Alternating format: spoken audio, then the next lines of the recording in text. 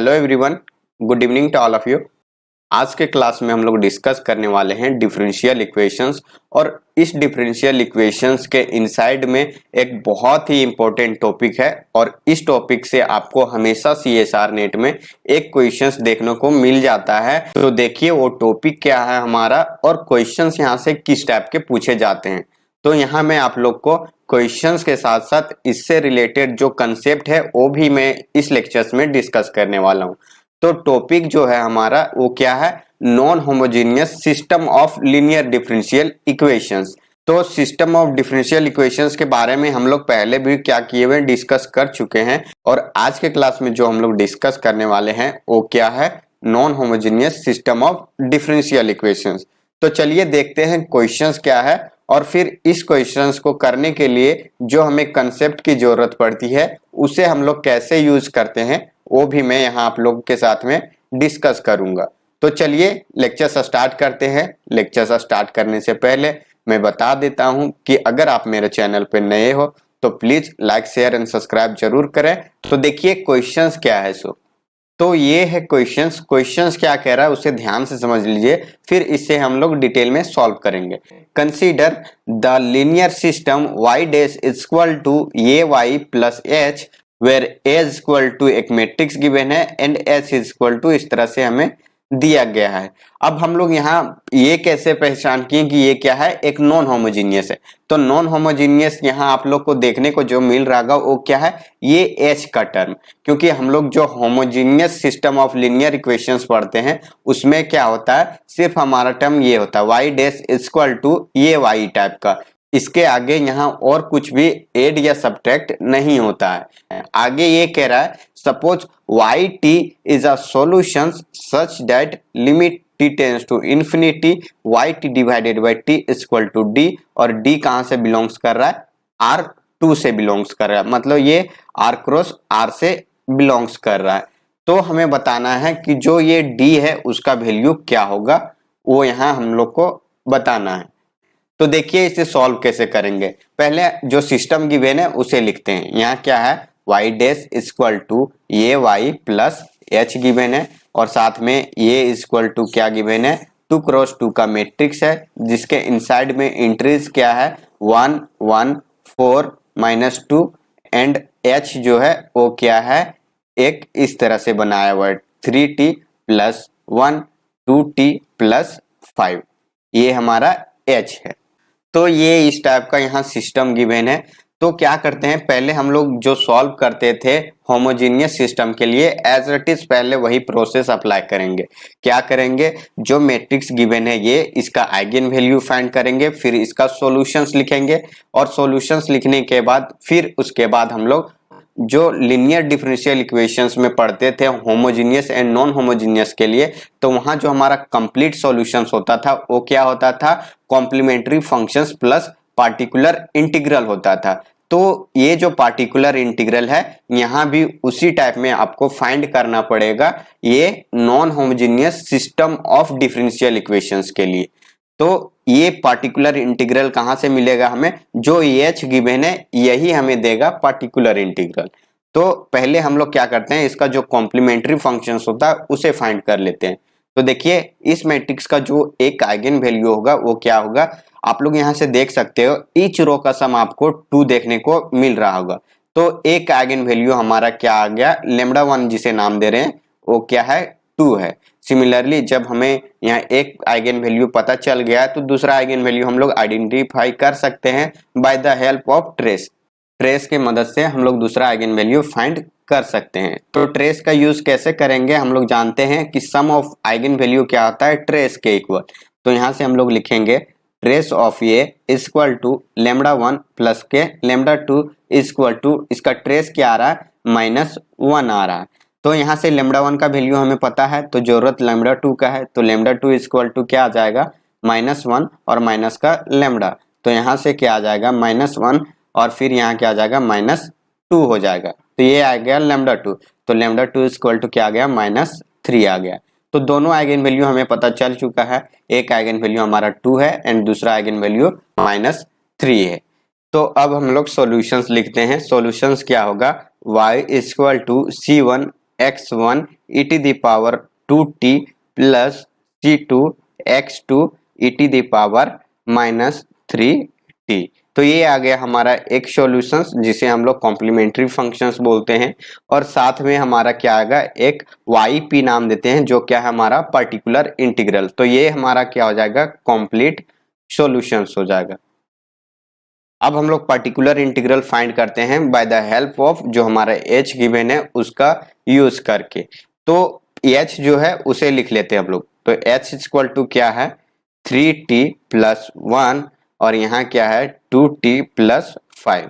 तो आप लोग इसे देख सकते हो, क्या हम लोग इसको इस तरह से नहीं लिख सकते कि 3 2 और इस t को हम लोग क्या कर सकते हैं, बाहर कॉमन ले सकते हैं। सिमिलरली ये क्या हो जाएगा 1 and 5 हो जाएगा।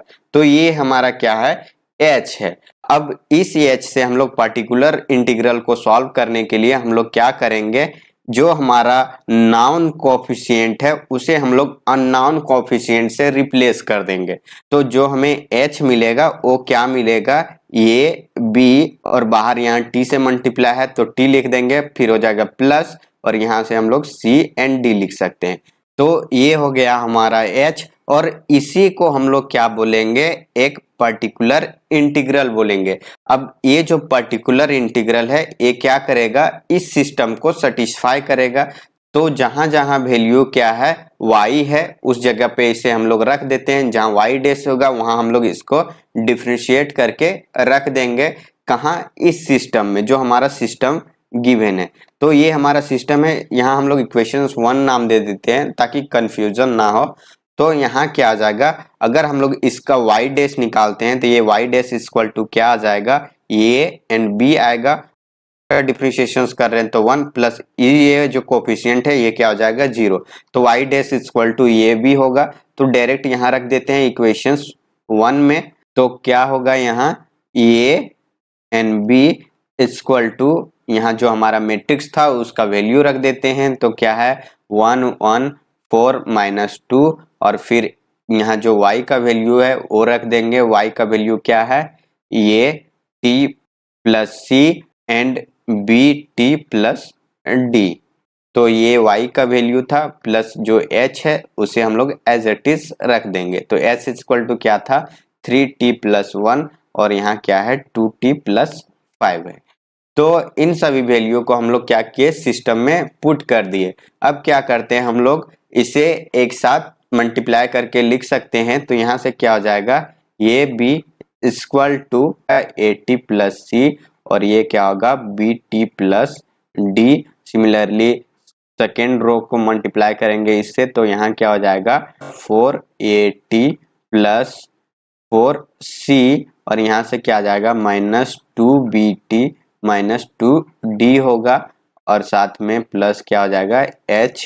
तो ये क्या था 3t प्लस 1 और यहाँ क्या है 2t प्लस 5 था।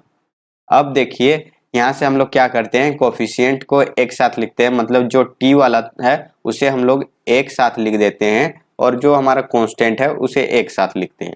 तो यहाँ से क्या आ जाएगा, t कॉमन लेंगे तो ये मिलेगा यहाँ से ये प्लस b और प्लस में क्या आएगा 3। अब हम लोग कांस्टेंट को भी लिखते हैं, तो कांस्टेंट क्या है यहाँ c प्लस d और यहाँ से प्लस 1 आएगा।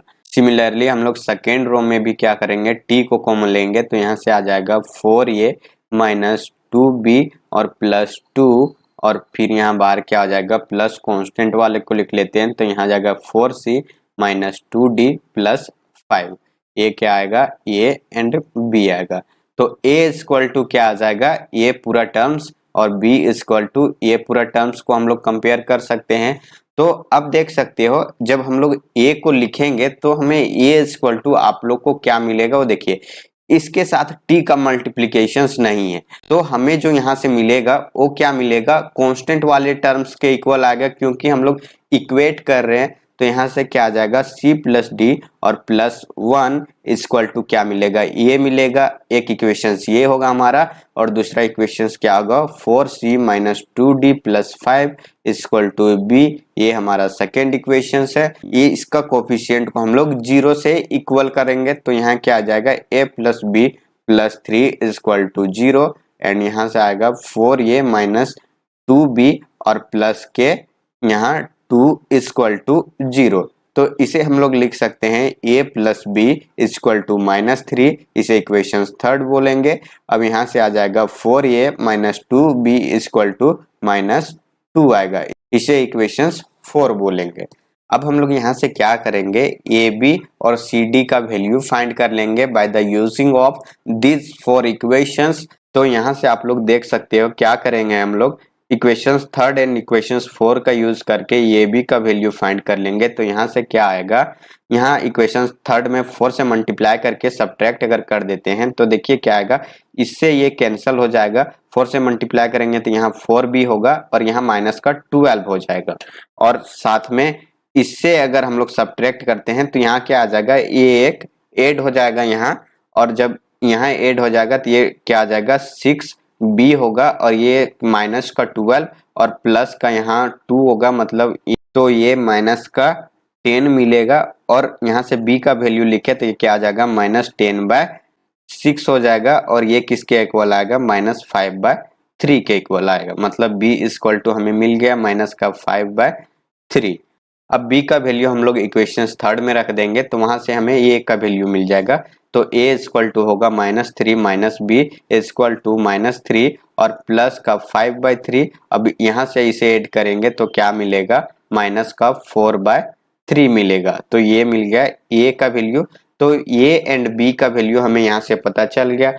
अब हम लोग इसी तरह से c एंड d का भी वैल्यू फाइंड कर लेंगे। तो ये आपका होमवर्क है, आप इसे फाइंड करके जरूर देखना इक्वेशंस 1 एंड इक्वेशंस 2 का यूज करके। और जब हमें इसका वैल्यू मिल जाएगा तो फिर क्या करेंगे, हम लोग यहाँ जो हमारे पास पर्टिकुलर इंटीग्रल था ये वाला, उसके जगह में वैल्यू हम लोग पुट कर देंगे ए बी और सी डी का। तो जो फाइनल पर्टिकुलर इंटीग्रल हमें मिलेगा वो क्या मिलता है वो देख लीजिए।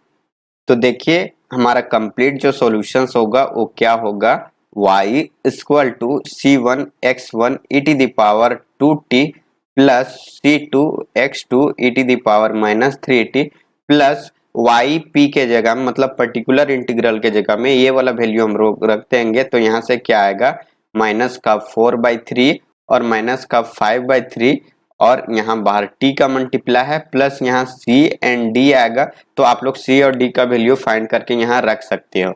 तो ये आ गया हमारा सॉल्यूशंस, जिसे हम लोग कंप्लीट सॉल्यूशंस बोलेंगे। और साथ में हमें यहाँ फाइंड क्या करना है, देखिए यहाँ कंप्लीट सॉल्यूशंस में आपको डिवाइड करना है t से। तो t से हम लोग डिवाइड कर देते हैं पूरे टर्म में। तो देखिए क्या आता है, अब t को डिवाइड करने के बाद लिमिट करना है t टेंड्स टू इन्फिनिटी के ऊपर। तो ये वाला टर्म्स हमें क्या देगा वैल्यू, देखिए जब यहाँ t का डिवाइड हो जाएगा तो ये फाइनल टर्म्स जो है वो हमारा क्या बन के आता है वो देख लीजिए। यहाँ से आएगा c1 x1 e to the power 2t divided by t plus c2 x2 e to the power -3t divided by t, और प्लस का ये आ जाएगा माइनस का 4/3 और माइनस का 5/3 आ जाएगा। तो यहाँ t से t कैंसल होगा तो सिर्फ यही बचेगा। अब आगे प्लस क्या हो जाएगा 1/t और यहाँ c एंड d होगा। तो जब हम लोग limit t tends to infinity apply करेंगे तो ये देखिए इस टर्म को कंप्लीटली जीरो कर देगा, सिमिलरली इसे भी जीरो कर देगा, और ये वाला वैल्यू है ये भी क्या करेगा, जीरो के ऊपर टेंड करेगा। तो सिर्फ बच जाएगा हमारे पास ये वाला। तो जो हमें वैल्यू मिलेगा y t divided by t और limit t approaches to infinity equal to क्या आएगा, माइनस का 4/3 और माइनस का 5/3 आएगा। तो यही वैल्यू जो है वो किसके इक्वल है, डी के इक्वल, जो कि पूछा गया हुआ था कि डी का वैल्यू क्या होगा। तो ये वाला वैल्यू हमारा डी का होगा। तो आप देख सकते हो जो हमें मिला हुआ है डी का वैल्यू वो ऑप्शंस 1 में गिवन है, और जब ये ऑप्शंस 1 में गिवन है तो हमारा ऑप्शंस 1 क्या होगा, करेक्ट होगा, और बाकी का जो ऑप्शंस है वो आपको फॉल्स मिलेगा। तो इस तरह से आप लोग को सिस्टम ऑफ डिफरेंशियल इक्वेशन से रिलेटेड अगर आपको नॉन होमोजेनियस टाइप का क्वेश्चंस मिले तो आपको ऐसा ही सॉल्व करना है। यहाँ क्या है, h में t का मल्टीप्लीकेशन है, इसलिए हम लोग क्या किए हुए, t को बाहर किए। अगर इसके साथ कोई और फंक्शंस मल्टीप्लाई हो जाता है, जैसे कि sine cos e to the power में अगर कोई फंक्शंस होता है तो उसे भी हम लोग बाहर लिखते और कोफिशिएंट को अननोन लेट कर लेते, और उसके बाद फिर हम लोग क्या करते, complementary functions and particular integral find करके उसे कंबाइन करके लिखते, और वही हमारा कंप्लीट सॉल्यूशंस होता। और उसके बाद जो भी आगे इंफॉर्मेशन पूछी गई है उसे आप लोग फाइंड कर सकते हो। तो ये है इस क्वेश्चंस का कंप्लीट सॉल्यूशंस। आई होप आप लोग को समझ में आया होगा। अगर कोई प्रॉब्लम हो तो आप जरूर कमेंट करें, ताकि मैं उसे देख करके उस पर काम करूं और मैं आपको फिर से बताने की कोशिश करूं। तो चलिए फिर मिलते हैं हम लोग नेक्स्ट लेक्चर्स में नए क्वेश्चंस के साथ। तब तक thank you so much for watching this video. Bye bye, take care.